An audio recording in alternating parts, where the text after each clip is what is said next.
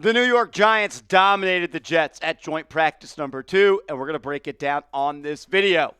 But if you're feeling what I'm feeling, which is a different feeling around the Giants, something about this season feels different, hit that thumbs up icon right now.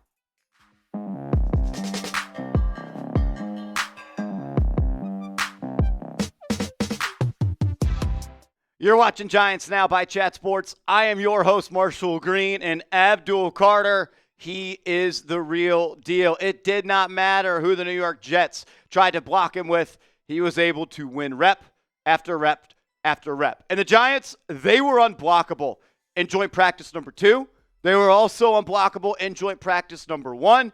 And we are starting to see the DNA of this football team. We talked all offseason long how the Giants defense is going to have to carry this football team. You're going to need number 5.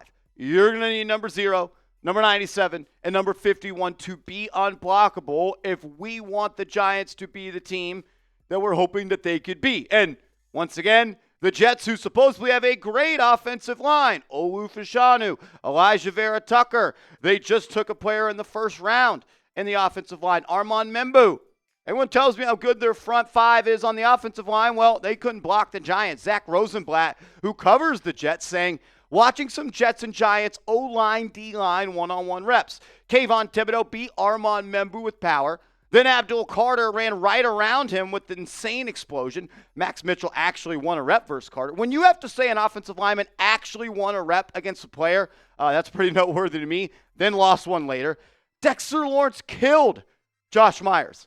Dexter Lawrence out here killing people at practice. Pretty crazy. Elijah Vera Tucker had a dominant win over Elijah Chapman. Joe Tippmann did too over Ricky Nunez-Roches. Brian Burns exploded past Olu Fashanu. And Xavier Newman had a nice couple of reps.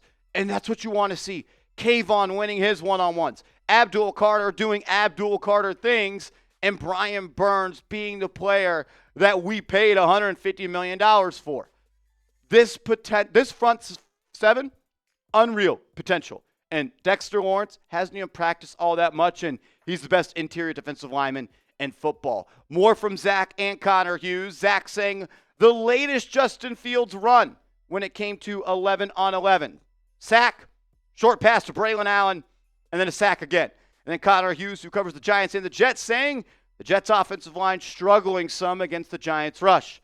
The Giants have a very good rush, and yes, they do. And this was going to be a good litmus test for them. We talked about all the potential the Jets have on the offensive line, but through 2 days, they could not block the Giants. They could not block 5. They could not block 0. They could not block 51. And that's something that you want to hear. David, who works for Our Lad, shout out to him. He was at practice today saying, seeing Abdul Carter in person, I'm not sure Micah Parsons is the best Penn State defender in the NFL by season's end. He looks that different. It's one thing for me, a lifelong Giants fan, to tell you how good Abdul Carter is. I know David likes the Giants as well. But a person that covers the league nationally, no bias, saying that he is going to be better than Micah Parsons at the end of the season, that's about as good of praise as you will hear from anybody. Patricia Traina, who covers the Giants, saying Brian Burns is having a heck of a practice today. He's practically living in the Jets' backfield. And we saw that on day 1. We told you that in our recap video, that Brian Burns could not be stopped. And again, he was dominant in day 2. And that's going to be huge. He's one of the swing players for me. I know Dexter Lawrence is going to be great. I already know Abdul Carter is going to be great. Can Brian Burns live up to the hype of that $150 million paycheck, as well as that second-round pick that they gave up? He would be the best pass rusher on a lot of teams. He might be the 3rd best pass rusher on this Giants team, and that means that they're going to be, or could be, special. It's all hype at this point. Rosenblatt, again, saying, man, Brian Burns is good, giving both Jets tackles issues. Just had another would-be sack on Justin Fields. I think at this point, Burns has become underrated. Like, people think 8.5 sacks isn't all that good. Well, the guy has 8.5 sacks every year. He's great against the run, plays every down, and he never gets hurt. I got a lot of love for Brian Burns, and he talked after practice how he wants to take his game to a new level, a level he's never played before. I think that's possible with all the talent surrounding him on the Giants' defensive line. Patricia saying this again. So far, the Giants' run defense is holding its own on runs inside the tackles. And that was one of my major question marks about this football team. We know they're going to be able to get after the passer. but you have to earn the ability to rush the passer. And the way you do that is by stopping the run. That's been a question mark all offseason long. Outside of Dexter Lawrence, you don't really have a guy at DT2 that you have a lot of confidence in. But if this team can stop the run and they earn that privilege to rush the passer, they can be a special group, man. There's a lot of investments on this D-line. Burns, $150 million. Kayvon Thibodeau, number 5 overall pick. You're paying Dexter Lawrence $100 million. You just took Abdul Carter, number 3 overall. You signed Chauncey Golston coming out from the Dallas Cowboys. The investments have been made. It's time to see some return, some profit on those investments. And if they can play with the lead, like if there are times where the Giants can force teams into obvious passing downs and they can trot out that NASCAR package and they're able to just pin their ears back and get after the quarterback, that is where you're going to see this team operate at its highest level.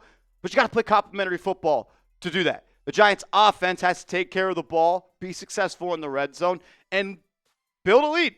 If they can't, and you can't stop the run, that's kind of where my question marks emerge for this Giants defense. More to talk about from Giants joint practice, but show your defense some love, man. We're getting back to the roots of New York football Giants style of play. We've always won in the trenches on defense. Feels like we're starting to do that again. If you're feeling what I'm feeling, you know what I'm talking about. Hit that thumbs up icon. Coming up next, got to break down the offense. Not the best day for the Giants offense. Also wasn't a great day for the Jets offense. I'd say both defenses kind of won the day. The Giants in a much more dominant fashion. But some good plays from Russ, some good plays from Jaxson Dart. Can't wait to talk about that. But I want you to take advantage of this deal. Go to chatsports.com/bigbluesale and get this Giants Nike t-shirt. It's on sale. It will not be on sale forever. And I don't want you to miss it. And you got to be swagged out repping Big Blue for week 1. So go to this link, chatsports.com/bigbluesale.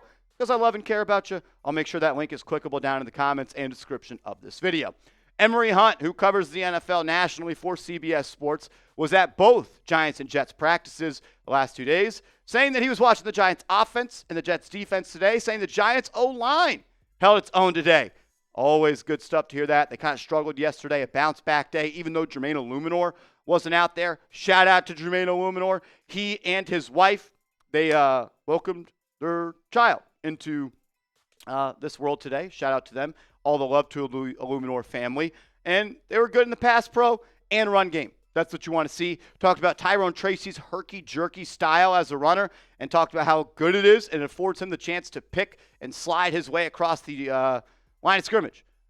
I wonder what the ceiling is for Tyrone Tracy. Loved what I saw in his rookie year. Good to see him having some success against a talented Jets defense. Some more stuff from Emory here saying much more fighting between the two teams today. I love it. It's not joint practice unless there's a fight. There was a couple of them. I saw John Runyon getting in the face of some Jets defensive linemen. I think Marcus Bowe threw a punch. Love that. Talking about how the Giants QB all had their flashes in team periods. I know Jameis Winston threw a 50-yard pass today. Russ had some good stuff. Jaxson Dart as well. We'll talk about that. And then Greg Dulcich and Theo Johnson continue their impressive camps. Jordan Renan of ESPN saying Giants offense has been up and down in day 2. The up, 3 long pass plays. And you know what? That's good enough for me. Explosive plays are mandatory for the Giants this year. When you create one explosive play, you give yourself a much better chance to score. And the Giants, they have been unexplosive since Brian Daboll has been here, mainly because of Daniel Jones. Jameis Winston to Dalen Cambry, Russell Wilson to Greg Dulcich, and Jaxson Dart deep down the right sideline to Bo Collins. Big day for Collins. He was working with the first-team offense with Malik Neighbors, kind of being load managed again on the sideline. Still a shot for him to make this team as UDFA out of Notre Dame.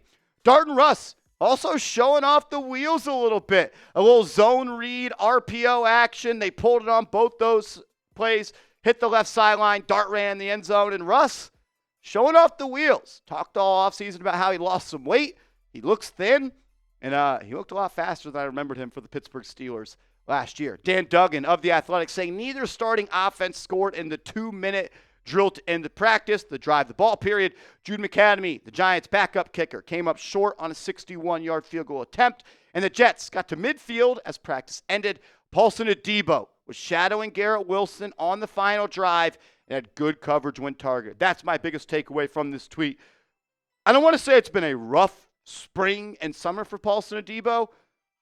Because outside of the times he's guarding Malik Neighbors, he looks good. And it's tough to guard Malik Neighbors. He's that type of guy. So it's good to see him go against another stud wide receiver in Wilson and hold his own against him. Bobby Skinner of the Giants Nation Show. Shout out to Bobby. Boots on the ground every single training camp practice. We appreciate you here, man. You're doing great stuff for Giants fans all over the world. Giants pass rush. Got after it again today. These practices have brought the best out of Brian Burns. And without Malik Neighbors, Russell Wilson has been bad the last 2 days, in his words. Small fight, but I like it. Talked about how the Jets' first team couldn't convert on anything down the field. And he just says, appreciate all of you. Been a fun camp. We appreciate you, Bobby. Keep crushing it, man. We all appreciate it. Training camp's over. We're on to the real deal. You got a game this weekend, then one more dress rehearsal, and it'll be week 1 against Jaden Daniels and the Commanders before you know it. Make sure you are following me on social media. I'm on Twitter. I'm on Instagram, @MarshallGreen__. I post Giants content every single day.